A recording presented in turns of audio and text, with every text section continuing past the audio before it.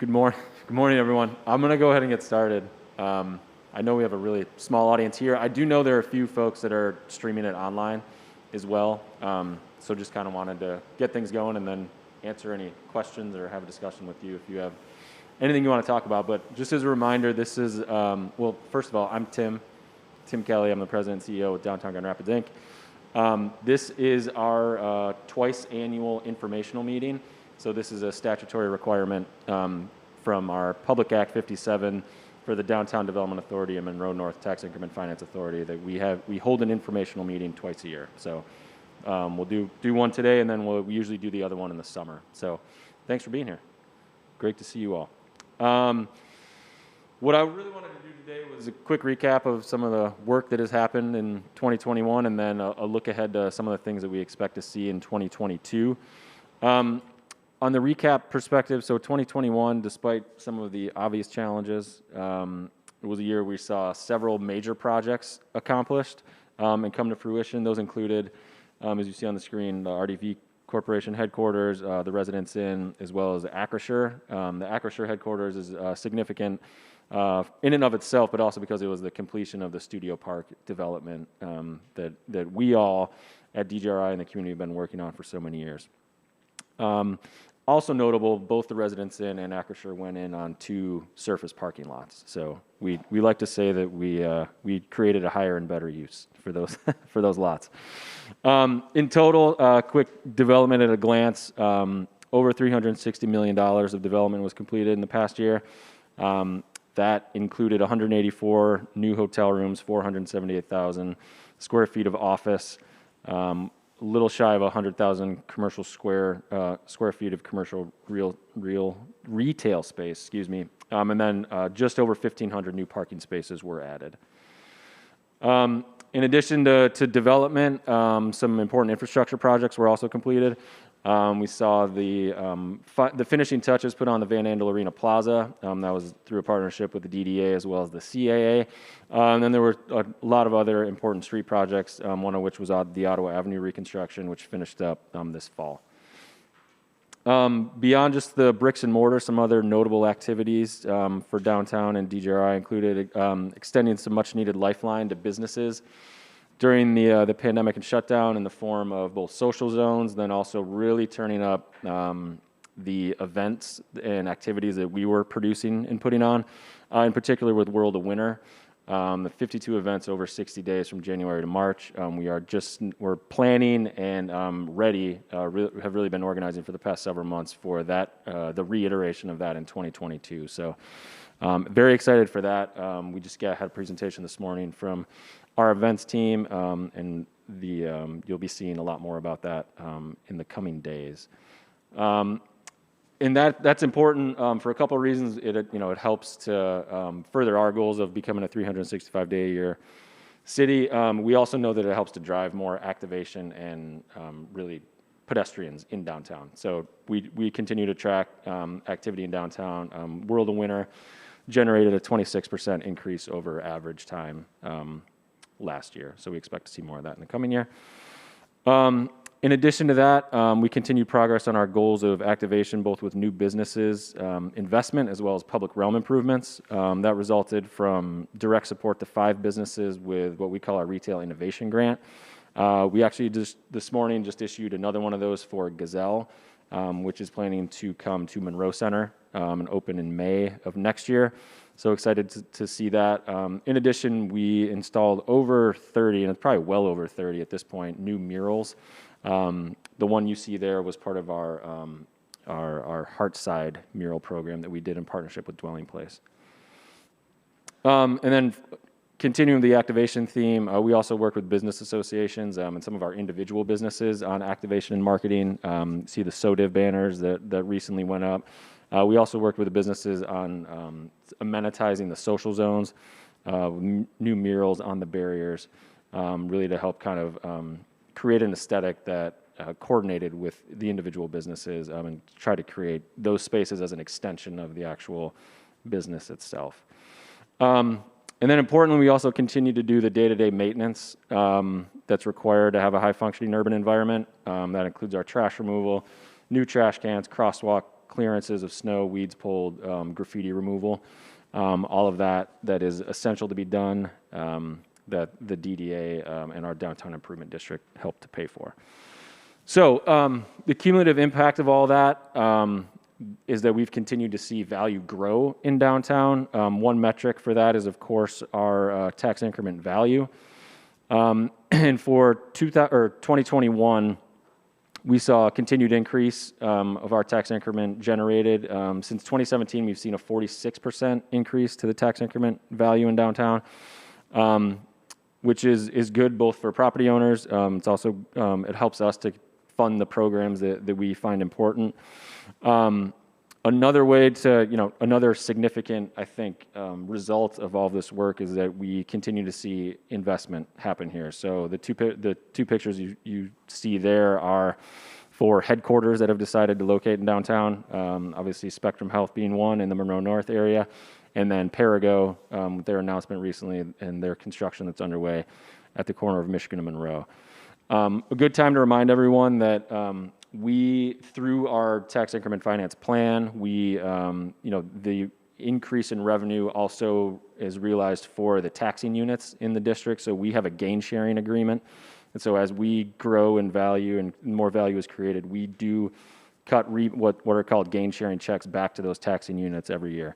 It started at 10%, and over the life of our plan up to 2036, it'll continue to step up to 25% overall, starting in 2030. So we like to say that the growth and the value that's created is both good for property owners, investors, but also for our community at large. In addition to just the general growth in value and investment, we continue to see the trend of people choosing to live downtown. And so over the past 5 years, we've seen just under 1,000 new units of housing added downtown. So our total count right now is just about 4,800. We currently have under construction 229 new units. And in the pipeline, I think this is an important metric to highlight, we have over 1,000 units that are being discussed or in various stages of planning. And so we expect to see that continue into 2022. We think that there's a lot of interest in having the walkable urban environment and the amenities that downtown provides. So we expect to see that continue. So a couple of project highlights for the coming year that I just wanted to touch on. One, of course, being the opening of the Doug Meyer Innovation Building. We'll also, some of the key projects that we've been working on in partnership with the city would be Ecliptic at Rosa Parks. That project we hoped would be open by now. That's been pushed a little bit into the new year, but we expect to see that open in February. And then also from the infrastructure perspective, the Market Avenue sewer relocation that's happening. This project's key for a number of reasons. I think most importantly, though, it helps to open up the 201 Market site for future development. This has always been sort of an impediment to seeing growth happen on that site and the city relocating, and the fact that it's moving forward and will be done in 22 is a really big milestone. And then beyond that, and these are some of the big themes that we talked about through our budget process last year. We really started to think about our work in really three big themes. So one being enhanced public spaces. We're really looking to build on the principles that were widely adopted during the pandemic, and thinking about outdoor public spaces from improved recreation opportunities, obviously improved quality of life, but also from an economic development perspective. And so we have a couple of key projects in that category for the coming year. Lions Square, which again has been a focal point for downtown for a number of years. We are essentially waiting on a permit. And so as soon as we get that permit, we would be ready to begin construction. Our hope is that can happen in 2022, but that is at this point dependent on the state. A couple of other projects that are in the early design processes and we're working on with a couple of committees on, one being our Hill and River Network Plan. So this is looking at a connection from the Belknap area and Medical Mile down to North Monroe, also including the new Spectrum campus, but then also making sure we have important connections to the river. That is moving along. And then what we've been calling the phase 2 of the Van Andel Arena Plaza is the alley that connects from Fulton Street on the east side of the arena. Really looking at to, first of all, combine some of the utilities and service functions that exist in that alley. and then really to amenitize it so that becomes another public space, hopefully an extension of the businesses that are right there on Ionia, and a way to activate the arena on nights that it's not in use. A couple other things to highlight in this category. One would be the master plan for several of our downtown parks. So Hartside and Peckage Park in Hartside are actually almost done with designs and heading out to bid here soon. Those improvements are slated to happen in 2022. 6th Street and Canal Street parks are also in a planning process, and we expect to see the outcomes of that implemented in the new year as well. Of course, the river is a huge part of this, and again, the river, we expect that it will be in process, and work will begin on that in 2020, hopefully late 2022, if not, then early in 23. While the permitting and design of that is being finalized, we've been convening a group, and it's really been stood up as the initial governing board that is beginning the detailed work required to have a functioning organization, including, identifying leadership, doing the bylaws, making sure the articles are filed. That group has begun to meet, has a committee structure in place, and so we are now sort of at the beginning stages of having an entity that is dedicated to ensuring that the river and the river corridor are an asset and amenity that has a dedicated staff and team working on. Really, secondly, within our kind of big themes for the year, we'll continue to focus on spaces and opportunities that are welcoming to all and allow everyone to share in our continued progress. This has to do with designing of space and incorporating universal design principles, but also has to do with furthering the programs that we have to remove barriers to entry for entrepreneurs. So again, our Retail Innovation Grant Program has been hugely successful in attracting new business owners and particularly entrepreneurs of color to downtown. In addition, we continue to work with our friends over at Disability Advocates to help guide us and advise us on opportunities to improve design of our public spaces. And then our wayfinding program, we're at the end of a process to overhaul that system to make it more accessible and to make it more user-friendly for everyone that comes downtown. And then the last thing I wanted to mention, and again, just kind of big picture themes, and this picks up on where we were with World of Winter, is just really thinking big picture on events and activation. We want to find ways to invite people back downtown and to encourage them to come here. And so we need to think a little bit more creatively now, given some of the challenges that the pandemic has presented, but really looking at our outdoor spaces and thinking of ways to partner with community members on events to bring people back downtown.